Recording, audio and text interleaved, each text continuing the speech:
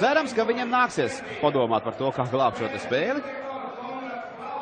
Mēs nevar tātad Muļiečī nav sākuma sastāvā, viņa tā Karlsons, bet Simons Pauļs, kurš nāca uz maiņu, atsimot viņš, jo noteikumi pavisam vienkārši. Piespēles brīdī nedrīkst būt aizgurē, nevis saņemt bumbu, esot aizgurē. Personā. Pagaidām, kad viņš nevar spēlēt. Jā, piepaši aizmirs, kā sauc. Tur pastrādāja, bet nebija kam tālākā dot piespēli. Un palika. Un atņēma bumbu viņam.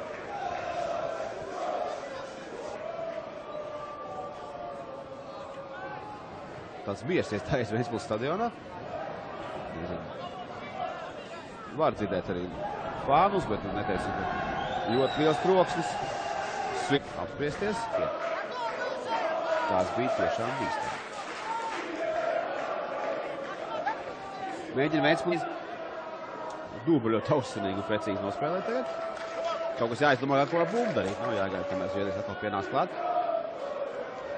Neizdodas Karlsons sagādāja problēmas Sanceļš, citu izlūku no Spartas. Skatās šo te spēli, pārstrādāja komentēt Malmas sniegumu, bet Ventspils rindās sevišķi, kur Rākini izceļo. Daudz ko savā futbolistu karjerā pieredzēs šis te futbolists. Nevar viņu pārmest, ka grib viņš kādreiz vienkārši pacīties futbolu no malas. Neizdod aizgurē šoreiz. Olen ühe silmaga siin. Nosindēs. Kaut cik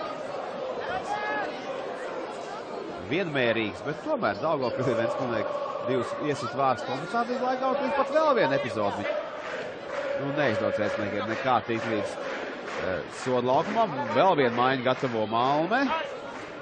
Jāpanās paslabi un panāca savu, un pēc tam jau nosargāja savu uzvaru pārliecinoši. Tiešām varam vienīgais būt gandarīts par to, ka Zviedri tomēr respektē pietiekoši mūsējos. Mūsējo prasmi varbūt no nekā momentu tomēr izveidu. Jaunībā, protams. Piespēles soda laukumā uz Rosenbergu, bet atvest viņiem cits vārds. It kā maiņticības dēļ, negribot trenēties viņu uz tiem spēles vārtiem. Redzēsim, kam šī te nekļūdās šī situācijā Zviedri. Augsts izlēc dublis, bumba aizsniedzās. Nē, savās nesniek arī bumbu. Kā zina un saprot un redz, kas notiek. Un kā vajadzības gadījumā var nospēlēt drošāk un stabilāk. Ka Ventspilniekiem tomēr diezgan liels pulss sagādā šī te nonākšana kaut. Centrējums. Dubrā. Ahmets garām vārtiem. Dīkstē puses, kad Ventspilnieki izlozē trāpīja uz visbriesmīgāko variantu.